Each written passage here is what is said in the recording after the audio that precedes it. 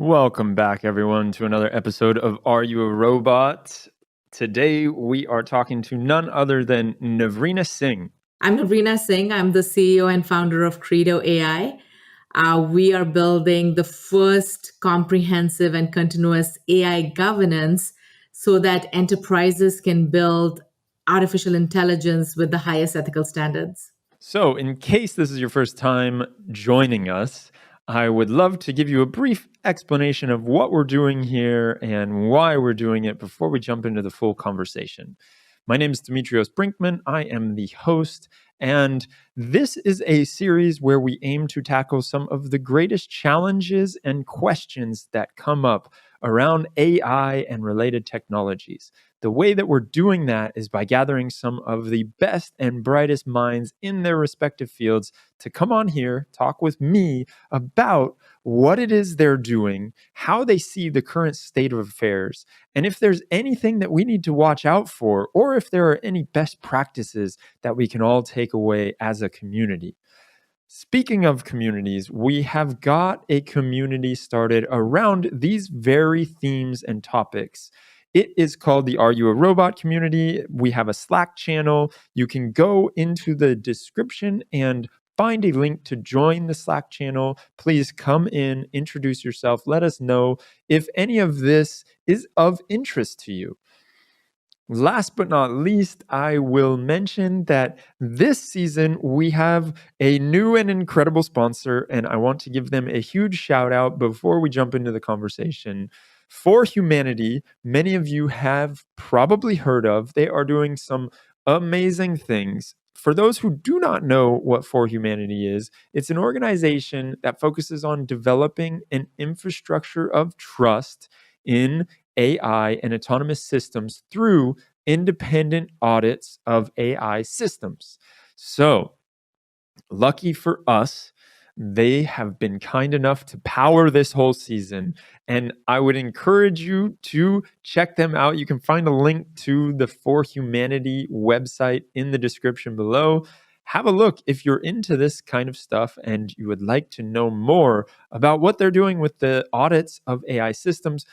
You can also find some of the ForHumanity fellows that we have interviewed in past seasons, like Shay Brown or the founder of ForHumanity, Ryan Carrier himself. So that is about all I have for now. Let's jump into this episode with Navrina, and I hope you all enjoy. Are you a robot?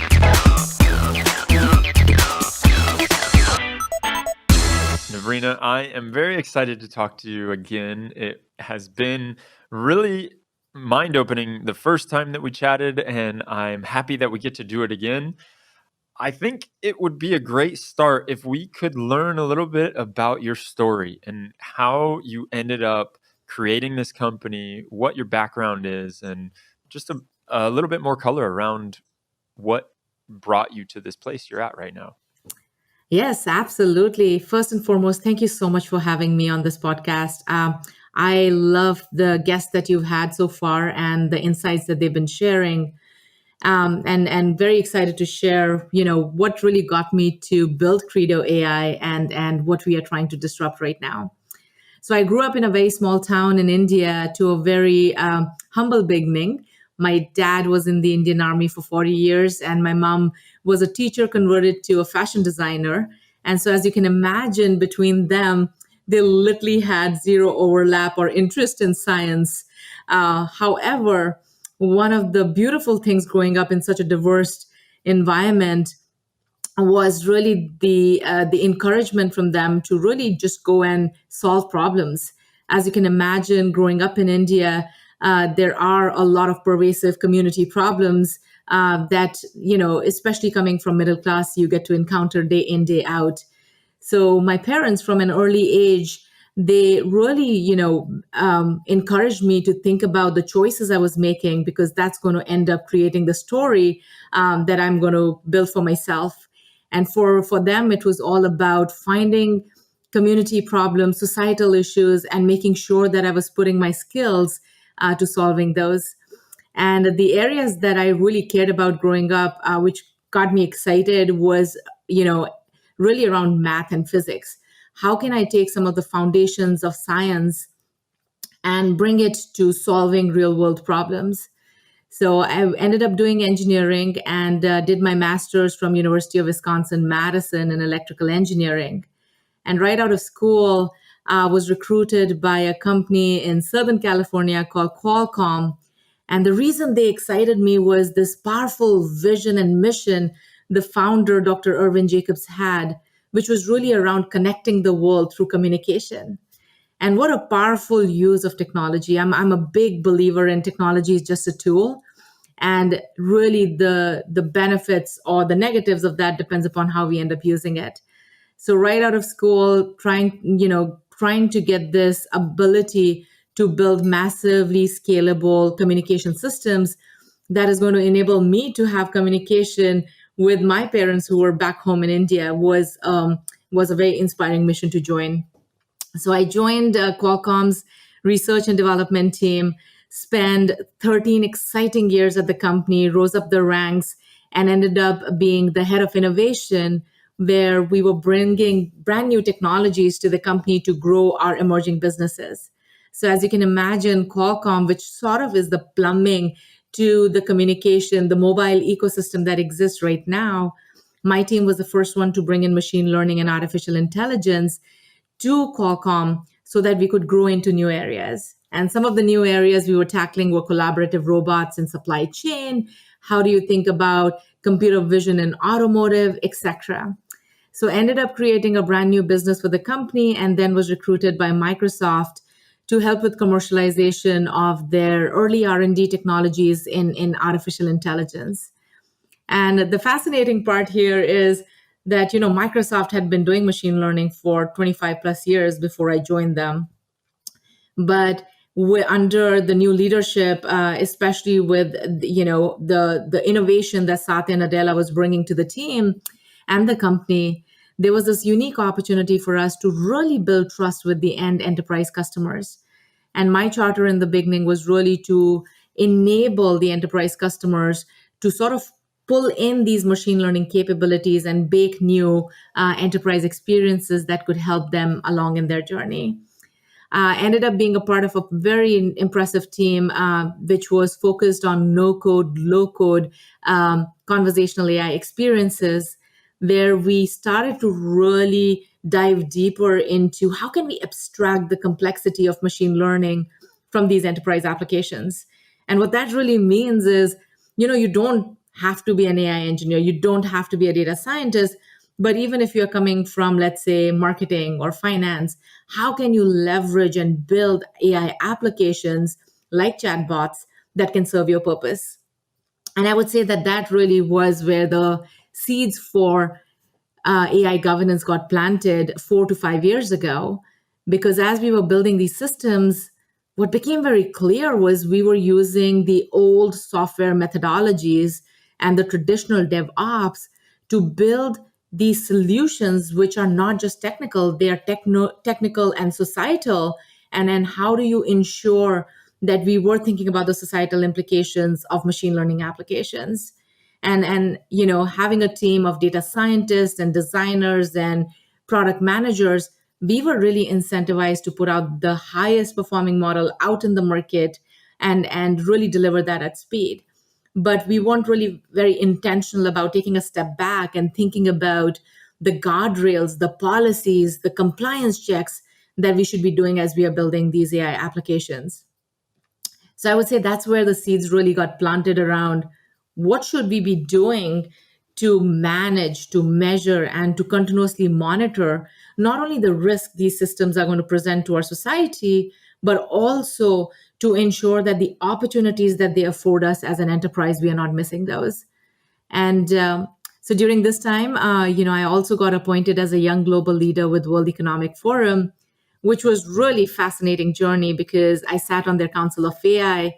And this is when European Commission, Canadian government, and other countries were starting to plant the seeds of AI strategy and start to think about AI regulations.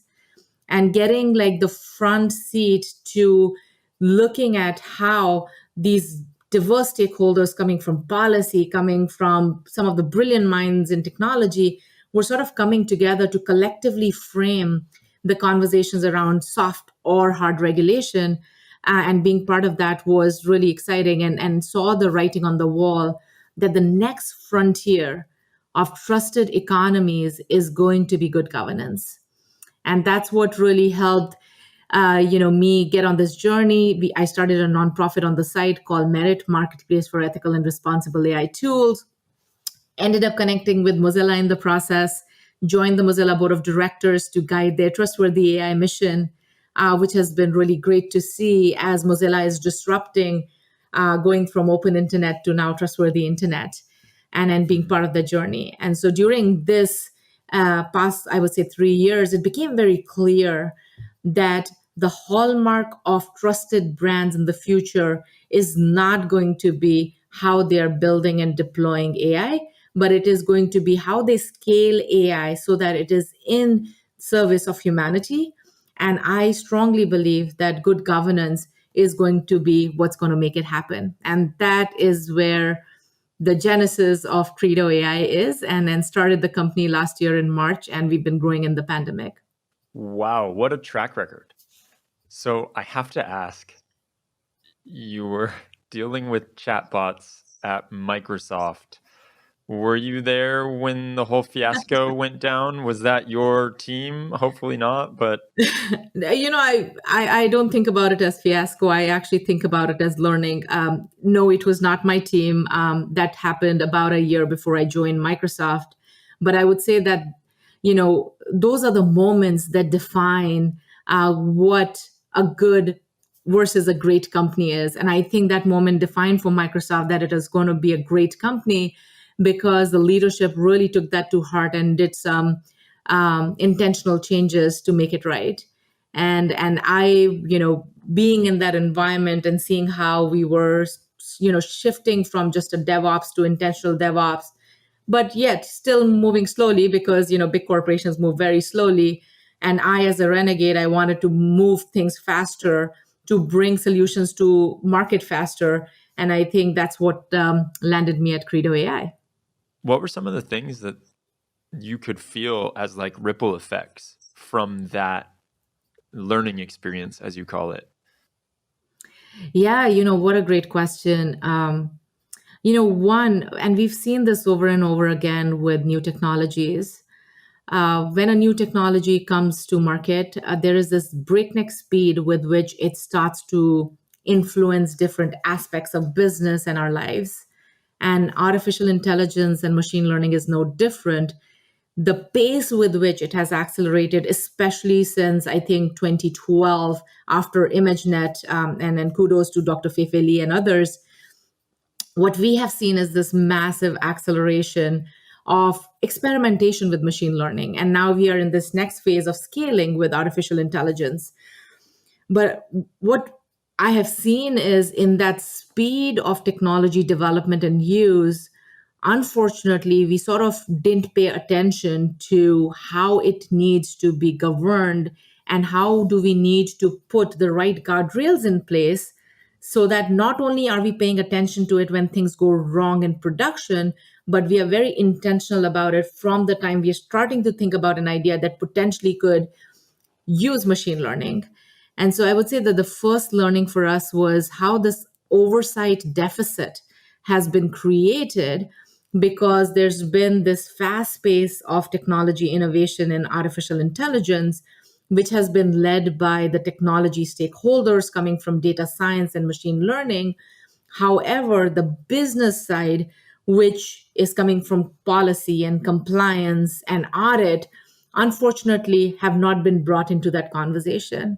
And as you can imagine, because of this, desperate range of expertise that exists, there's been this AI governance chasm or the oversight deficit that has been created that is super critical for organizations to start not only managing but actively acting on, so that they're not just waiting for something to go wrong in production, that they're very intentional about it at every step of the life cycle of machine learning development, to put out a technology that is going to serve their consumers, that is going to serve their brand, that is going to serve their business interest, that is going to serve the end consumer's needs in a much more holistic manner. So I would say that was the biggest learning that I'm bringing to in founding Credo AI and making sure that enterprises are not using AI governance as an afterthought, but as a very intentional first step in accelerating and scaling artificial intelligence. So I love the idea of the deficit that you're talking about. And I also really like this idea of you talking about how it's not how we're deploying machine learning models, it's how we're scaling them. And the importance of how we are doing that and how we're making sure that we have governance really effectively in our blood when we do that. What exactly do you mean by that, though? Like, can we double click on that? Absolutely. So, in the past, I would say 2 to 3 years, we've started to hear terminology like responsible and trustworthy and ethical.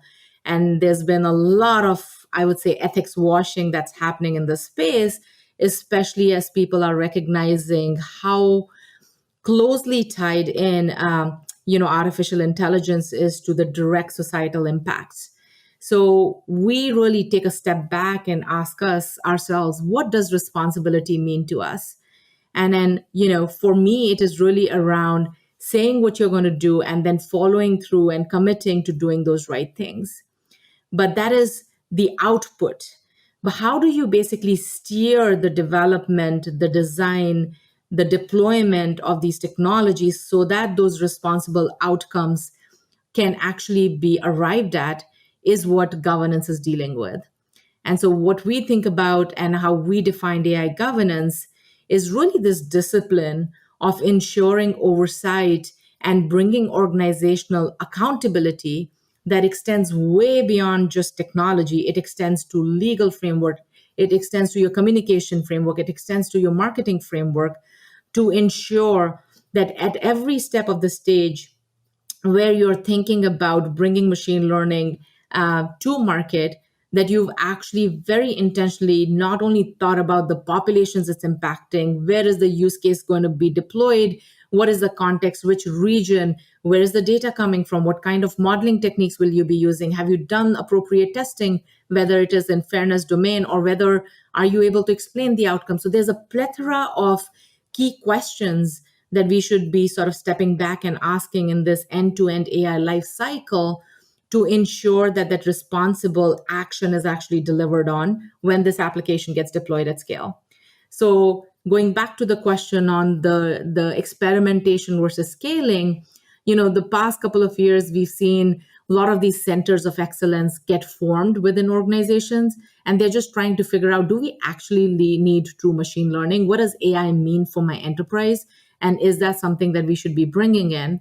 But now we've started to see, the AI first companies deploying machine learning applications at scale, whether it is in fraud models, whether it is in portfolio optimizers, whether it is in facial recognition or in recommender system and a plethora of other use cases. And with this scale comes additional responsibility to make sure that AI governance is not an afterthought, that all those checks and balances that you were talking about were actually happening throughout the life cycle. And this is what we see a lot with some of the enterprise customers. They're like, no, if we have production systems and we are monitoring them, that's good. But that's a very reactive approach to solving a problem when your models already are not doing what they're meant to do. And what Credo AI's focus is to make it more holistic, to make it more proactive, and to make it more continuous and comprehensive. And then that's what we are disrupting in today's market. Yeah, and it's also you're looking at something that is really focusing on the technology, but not on the bigger questions behind it. If you're just monitoring models in production, that's great on the technology side of things, making sure that the models are doing what they say they're going to do. But like you said, you also need these bigger questions before you even get that far. Before you're looking at the models in production and you've gone through and burned through all those resources to get them there, there's some key questions that need to be answered. And so I'm wondering, I mean, you gave a lot of different use cases there between the recommender systems or the facial recognition.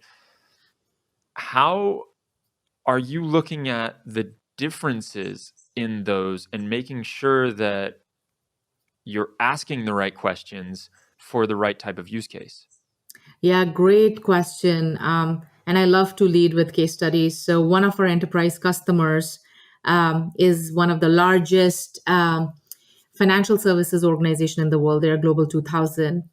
And across their entire enterprise, we are working across different use cases. So, let's take the example of a risk scoring algorithm. Now, as you can imagine, this risk scoring algorithm as an input is taking a lot of credit card transaction data. And then based on that credit card transaction data, and I'm obviously oversimplifying it here, but based on that credit card transaction data, they're creating a score which basically gets associated with you as to what is the risk score of Navrina versus what is the risk score of somebody else. And that risk score is then made available to issuer banks so that the issuer banks on their own end can make decisions to provide certain services to to these consumers. So the question then begs is based on the credit card transaction, how much can I know about that person? Can I, from a zip code, figure out maybe the ethnicity of that individual? Can we, based on how much and where they are spending, figure out is that a person a male, female, what age group they are part of?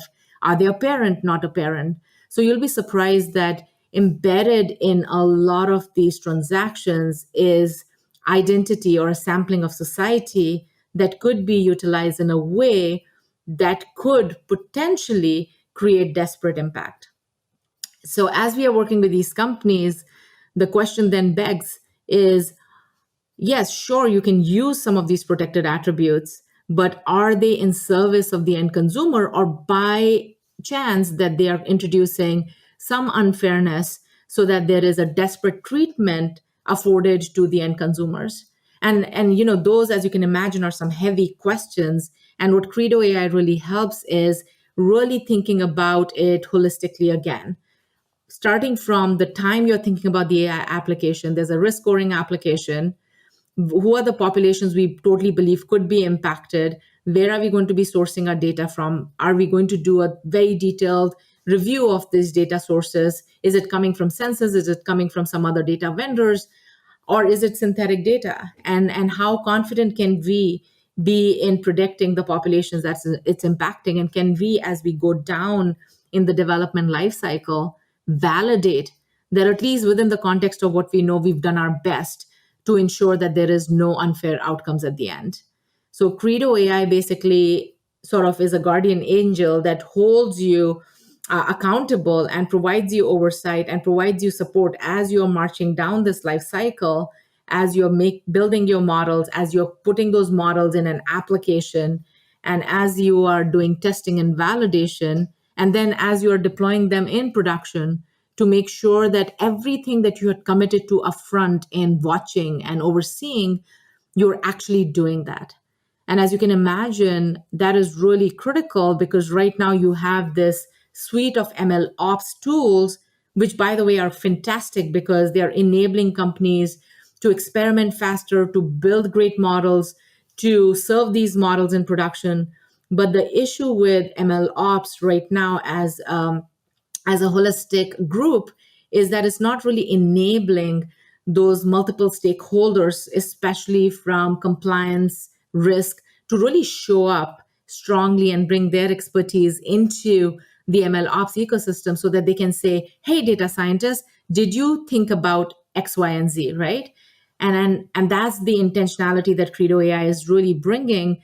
And then we partner extensively with ML ops ecosystem. We partner with GRC tools because we think about ourselves as the system of governance that sits on top of whatever your infrastructure is and really is pulling in people together to have those conversations and to also interrogate the models to ensure that they are doing what they were meant to do from the time you started to design them.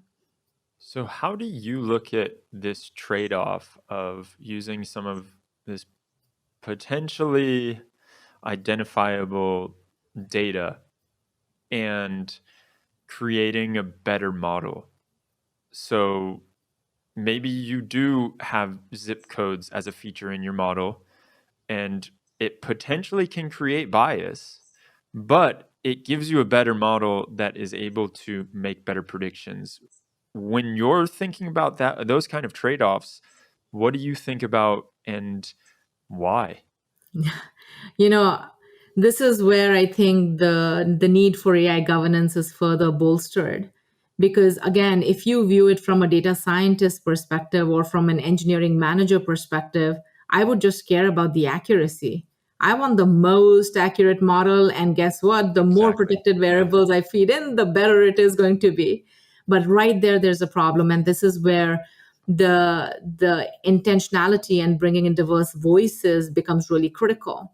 We should be asking ourselves, maybe the performance is not that great, but if it is good enough, at the same time, it is ensuring that there is no unfair outcomes, and I can, as a stakeholder, understand what the model is doing through explainable techniques, and I can also explain it to the end consumers or to enterprises that I'm selling into. That's the pathway that we are encouraging the companies to take, which is, it's not always about best performing models. It is really about a model that serves the need, that can be explained, that has been rigorously tested, and that within the confines of what you as an enterprise has defined what good looks like is accomplishing those outcomes. And then we help the companies package that into a social proof of good governance. Think about model cards. I think they're such a fantastic transparency method. We are expanding and extending on model cards even further to include decision provenance as to what were the decisions made throughout the building, designing, deployment of these systems, that we can then capture in this audit log and then share with the customers to give them confidence that within the context of what we know as good, because right now there are not many standards, and the few standards we have, we've obviously reviewed them as well. So within the context of the few standards we have externally and the internal standards we've created and the requirements we've got from you, here is how our system is doing. And that in itself, leading with that honesty, leading with that transparency, leading with that explanation, is what we believe is the first step to good governance. Yeah, it's funny you mentioned that because we had Noah Gift on the show last season, I think, and he was talking about how embarrassing it is when you have so many smart people like you do at Google or YouTube, for this specific example, and you're optimizing for one thing, which is watch time. And then you create models that you have a recommendation system that feeds in different conspiracy theory videos to people because it optimizes for this watch time. And you're not going back and you're not asking the question that is, should we really be trying to optimize for watch time? Because like you said, you have the data scientists and the machine learning engineers who have their goal of optimizing for a certain metric. And then that metric ends up creating a whole lot of problems downstream, which you can't really forecast for unless you're asking these bigger questions. So I think that is a great way of putting it. The other thing that I think would be good to talk about, you mentioned model scorecards. For those of us that do not know what that means, can you break that down? Absolutely. So I do want to address two things before I get into model cards and the transparency mechanism. You know, I think you bring up something really fascinating around what are we optimizing for, and who decided on what we need to be optimizing for.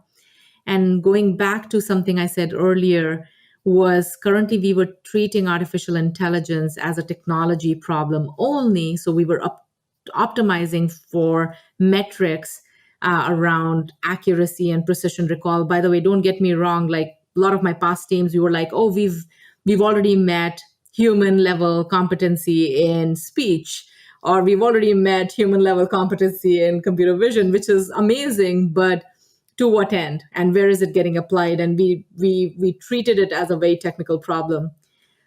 I think the shift that needs to happen is it's a socio-technical problem. So the metrics we need to define, the metrics we need to optimize, the metrics we need to integrate into our systems, and more importantly, the outcome of those testing around those metrics, how we translate that into easily understandable by different stakeholders is really critical. And this is one of the core capabilities within Credo AI, where we are not saying, oh, here is a new fairness method you should be using. There are enough open source fairness tools which do a fantastic job, whether it is AIF 360 or FairLearn. But the problem that companies have using these tools is, how do we know what good looks like? And who's defining that good set of metrics? And if it is just your data science team and technical team defining those metrics, know that that is not the right approach to good governance. So, what Credo enables is this alignment on these metrics based on the use case where these models are going to show up, and really thinking again about the contextual use case in terms of how do we integrate that back into good governance and create this translation layer so that I, coming from risk, can take the statistical view and convert that into a risk view for my organization and sort of have a trend of how that risk is changing from the time I started to think about the solution to the time I deployed it in market. And are there any alerts that happen when the risk basically goes outside the bounds of what I had defined for my enterprise? And I think that is a brand new paradigm that Credo AI is really trying to bring to the forefront, that it's not just about the metrics, it's about how did you arrive at those metrics, how did you align them, how did you translate them to your business goals, and more importantly, did you make sure to bring in these multiple personas, not only from data science but also from oversight, together to arrive at that. So that's on the align, integrate, and translate component. You ask a really great question. How do you actually sort of share that information across the organization so that irrespective of the domain you're coming from, you understand what that model is doing? And before I go into that, as an example, right now, when models go wrong, and people talk a lot in terms of model, and something that we are encouraging them to do is talk in terms of AI solution, because your AI solution can have multiple models under it, and that AI solution could be very contextual, which region it is deployed in, what is the production environment it is deployed in, etc. So for us, it is really around when something breaks in production, who is being called, right? And right now it is the data science or the machine learning engineer. And there's a problem right there with that, because someone who has to handle risk for the organization is actually coming from risk function or from compliance or even from marketing function. Can they be enough educated about what happened in that AI application and why it is failing, so that you can proactively and in a very collaborative way figure out what might have transpired, and then why it fell outside the bounds? And this is where I think the model cards and then model scores or AI application cards become really critical, because these AI application cards, think about them as nutrition labels for your different foods that you buy at grocery store.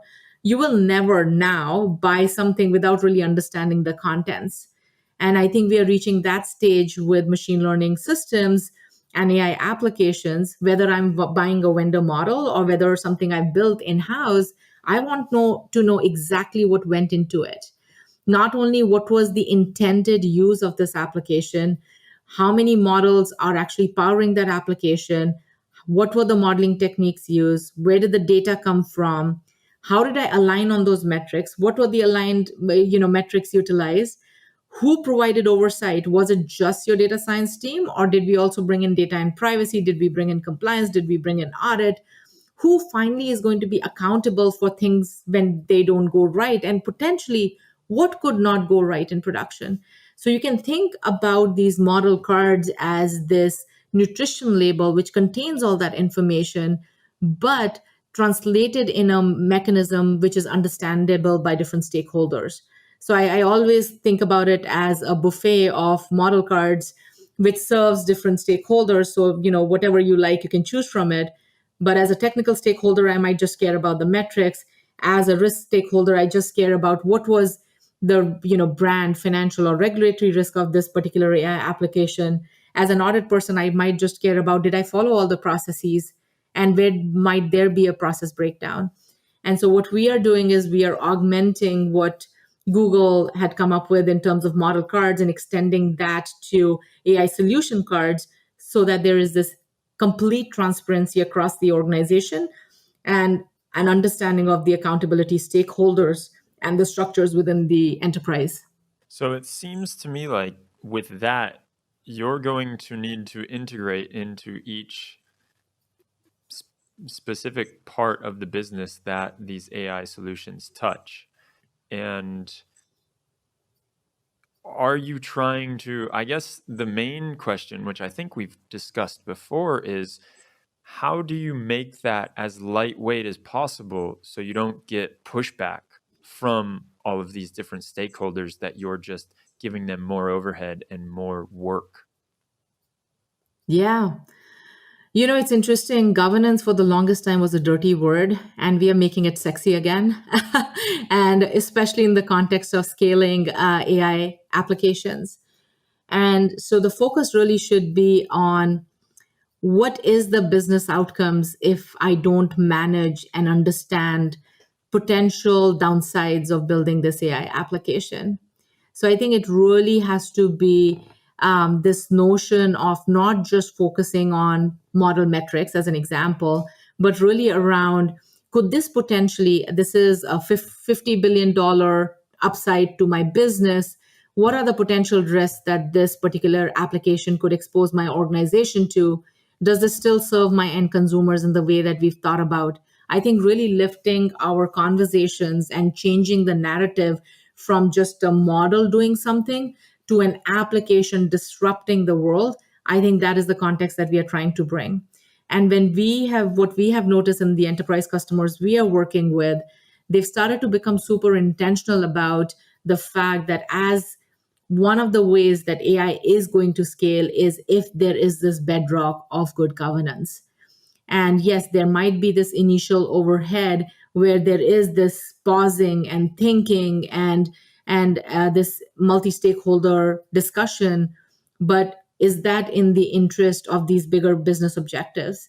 And what we are finding with our customers, it is not just about managing regulatory risk or brand risk or financial risk. If done right, this good governance actually is helping them unlock more sales opportunities. It's helping them gain more customer trust, helping them retain customers longer. It is also helping them acquire new customers. It's helping them actually see the ROI on their AI in ways that they had not seen before. So when you see those benefits and you talk about those benefits in the context of what you're building, I think that's where change happens. And then lastly, I'm sure that with any technology, when think about digital transformation, when that was a buzzword and companies were trying to get on cloud. So initially, everyone had concerns about getting on cloud, but then there were certain guardrails and standards and certifications that came to being to ensure that as you were migrating to cloud, not only did you understand the benefits of it, but it was secure and safe. And that's what customers wanted. And so we are seeing the same story play out with artificial intelligence. Now we are at a time in place where as these AI applications are scaling, good governance is good business, and it is becoming the bedrock of trusted brands.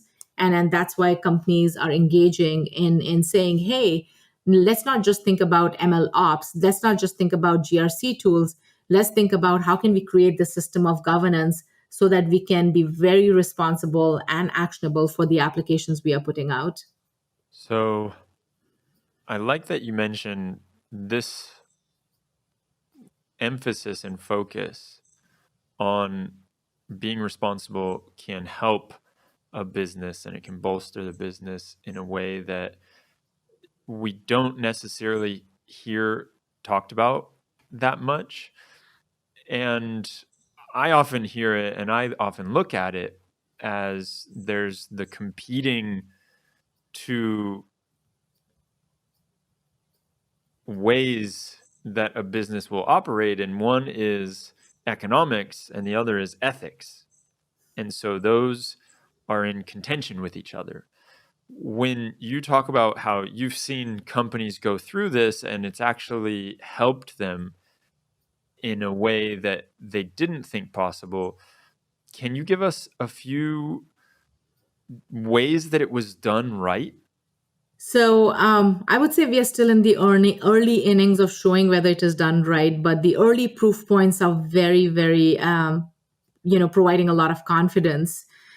So a couple of ways that our customers are using good governance is, I'll take example of a company that we are working with. It's a large cloud provider. They have a lot of AI services, and these AI services can range from speech recognition, facial recognition, all the way to, recommender systems, something we've discussed in the past.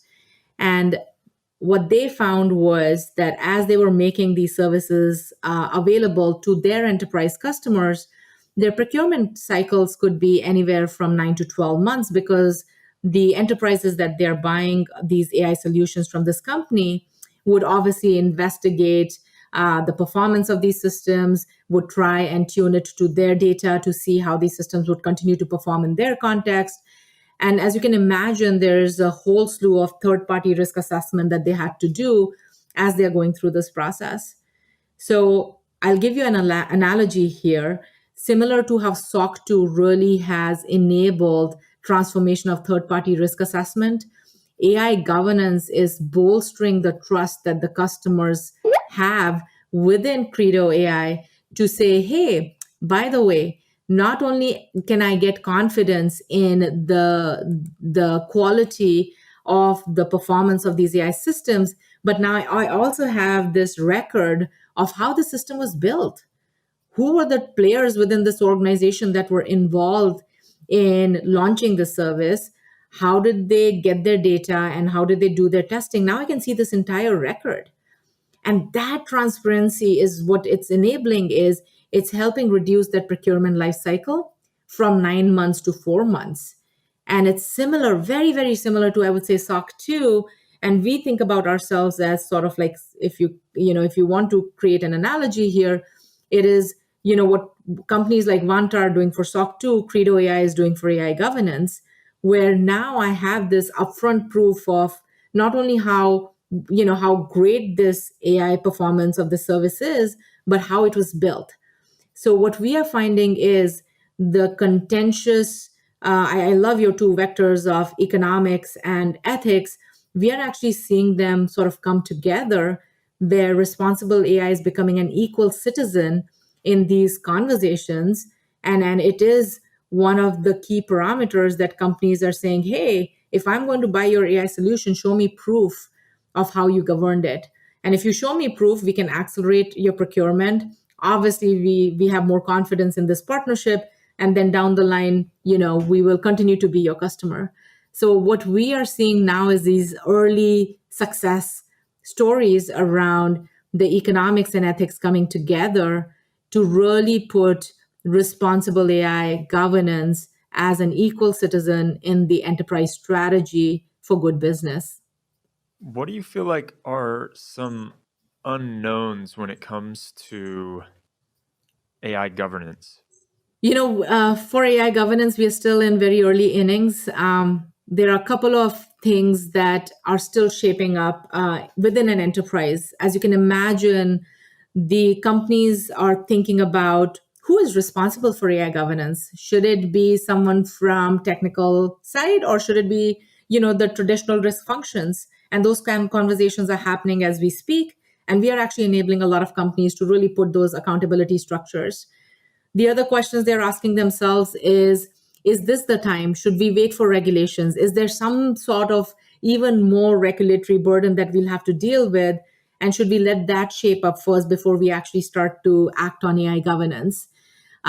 Which, by the way, is a very myopic view, because there are already existing regulations, SR 11.7, there are requirements, and FTC is coming out pretty strongly in this space, talking about how businesses need to be very intentional about their applications. So there are already existing soft laws and regulations and regulatory guidance. So companies should not be waiting for it. But that is top of mind question for them. Then the third question they're asking is, how do we really make this seamless and not an overhead, similar to what you were asking?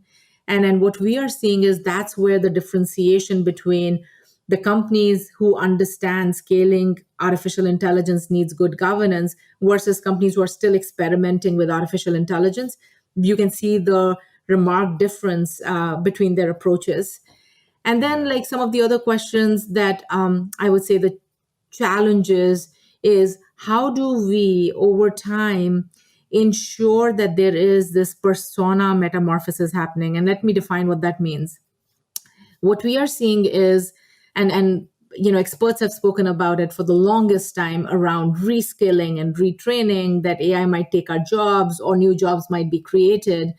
And what we are seeing with governance in artificial intelligence is this notion of persona metamorphosis, wherein I might be coming from compliance organization, but I need to have enough empathy for data science function, for machine learning function, that I need to learn a little bit more about those functions so that I can bring my compliance expertise to bear and then put the right guardrails in place. And similarly, what we are seeing on the data science side, especially the leaders who are made accountable for these applications, is they are sort of inching towards, I need to understand a little bit more about the risk and what implications could this application have to my business, and how can I ensure that whatever I'm building, the right questions are getting asked. So they are sort of inching towards and becoming empathetic with the oversight professionals. And so the beautiful thing that we are obviously enabling, but also seeing in the market, is this metamorphosis or change where, personas coming from a specific group are leveraging their core expertise, but also learning about AI, also learning about compliance to ensure that holistically good governance is happening. And so we are going to see, and this is where most of the companies are, they're trying to enable that education. They're trying to reduce that AI expertise gap. And they're trying to figure out from this what kind of new structures need to exist so that we can do good governance, which is not an overhead, but becomes a part of our culture, becomes a part of our good, DevOps, as well as CI/CD pipelines. And more importantly, it becomes really critical for organizations to be able to do this at scale. Yeah, it's interesting you say that, because I automatically would imagine that a company that is still relatively early in their machine learning journey, they're not going to be looking at this kind of stuff. They're just trying to figure out if machine learning can actually prove value to the company. So you have to have a certain degree of maturity to find the enormous value that this can bring. Along those lines, though, when you talk about these first two questions, especially that first one, what is your personal stance on that? Who should be involved? What is the person that needs to be looking at this governance piece? I would say that's an emerging space, but some of the customers that we are working with, we basically are seeing really, truly a diverse collaboration across the data science, product management, compliance, and legal folks. Who ends up taking the responsibility, I would say, really depends upon the organizational structure. So, for example, with one of our customers, the core product lead is the one driving governance and sort of collaborating across data science, compliance, and legal personas to ensure that the right evidence for governance has been collected, that the right questions are getting asked, and the right, translation of that information is happening, and the distribution of that information is happening. Whereas for another customer of ours, actually coming from governance space, what we are seeing is their compliance team is leading the charter on AI governance.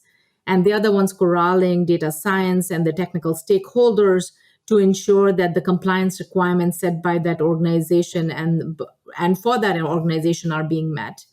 And in case of our third customer, I would say it's a very interesting paradigm because they are much ahead on AI maturity. They've actually created a brand new function called AI and data governance. and they have new team members who are responsible for AI governance across all their lines of businesses. So I would Oh, say that's great. right now we are seeing this very different models of governance operation within enterprises based on their maturity level, based on who are the stakeholders who are responsible for business outcomes, and also on how culturally they are set up to share information and their ability to be more innovative versus more risk averse. So I would say we will continue to see emergence of those models over the next 2 to 3 years. And then we are going to start seeing a convergence around either new roles that get created for governance. They might sit under chief compliance officer. They could be under chief risk officer. They could be under chief AI officer, which is obviously a new role that is getting created. But I would say the next 2 to 3 years are going to be very telling in terms of what is that group that is going to lead AI governance. But we strongly believe that the users are going to be very diverse stakeholders coming from different functions that we've already spoken about: data science, machine learning, audit, compliance, legal, policy. And so then there was the second question that you hear come up quite a bit, which at the moment I can't remember exactly what it was, but I remember thinking, oh, that's a great question to ask you where you sit. So the second question I had asked is around, should we wait for regulatory That was it. Yeah. changes, or should we do something about it right now? And again, it goes back to, what your company's ethos and what the aspirations are. So what we are finding is that our customers, whether it is inbound or outbound from our end, the customers who are really starting to take AI governance super seriously are very, very committed to ensuring that responsible AI is an equal citizen in their story and in their enterprise journey. And they're using this as a way to create differentiation for their brands. And I would say that, they are the front runners, and they've not only seeing it from a perspective of building great technology in service of humanity, but they're also seeing this as a great opportunity to be a strong thought leader in what does good governance look like, so that as the policy shapes up, as companies start to adopt these new organizational structures that we spoke about, they can be at the front of it, leading that charge. So I think the question really is for the leaders: do they want to be waiting for others to take charge, or do they actually want to establish their organizations as these trusted brands and the hallmark of good governance, leading, as I keep talking about, the trustworthy economies movement that we've started to see in the market? I love that. And I love the way you frame it, because it's so inspiring to think about all these brands that can potentially be the leaders in this space and benefit immensely from it, as we mentioned before. So I know we're coming to the end of our time. I've got one last question for you. I think you know what's coming up. Navrina, are you a robot? Absolutely not. I'm a super creative human that is making sure that these robots always are in service of humanity. Excellent. Well, this has been fascinating. I am really excited to see what you do with Credo AI. I think it's going to be something very special. It already is very special. And where you go from here, we'll all be watching. So, all the best as you continue your journey as a founder. And thank you again for coming on here. Well, thank you so much for having me on the show. And it's always such a pleasure, and what insightful questions. So thank you so much for the opportunity.